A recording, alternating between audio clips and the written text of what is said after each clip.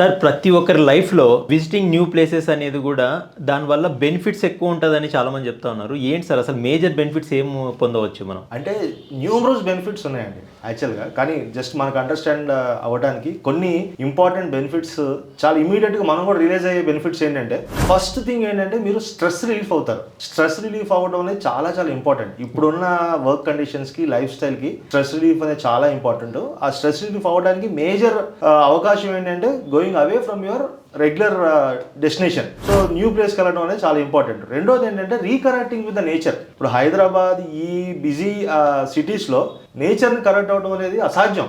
మట్టిని పట్టుకొని ఎన్ని రోజులు అయ్యిందయ్యా అంటే కొంతమంది కొన్ని సంవత్సరాలు అయింది అంటున్నారు. సో ఏదైనా హాలిడేకి వెళ్ళి ఒక కొత్త ప్లేస్కి వెళ్ళి ఒక ట్రెక్కింగ్ చేయగలిగితే ఒక 1 hour 2 hours ఆ హెల్త్ బెనిఫిట్ అనేది మీరు వచ్చిన తర్వాత ఆ వర్క్లో మీ పర్ఫార్మెన్స్ చూపిస్తుంది. సో హెల్త్ బెనిఫిట్ కావచ్చు, స్ట్రెస్ రిలీఫ్ కావచ్చు, ఫిజికల్ యాక్టివిటీ కావచ్చు, రీకనెక్టింగ్ విత్ నేచర్ కావచ్చు, and spending quality time with family and friends. ఇలా మనం చెప్పుకుంటా పోతే there are many health benefits when you go on a holiday or a new place. So మేము as a travel advisor, మనం ఒక 13 years నుంచి ఇండస్ట్రీలో ఉన్నాం కాబట్టి మేము అడ్వైజ్ చేసేది ఏంటంటే ఖచ్చితంగా ఇయర్లీ అట్లీస్ట్ ఒక 2 holidays, that could be short holiday or a long holiday. ఖచ్చితంగా మనం హాలిడేకి మనం ఒక న్యూ ప్లేస్కి వెళ్ళడం అనేది మనం అలవాటుగా చేసుకోవాలి.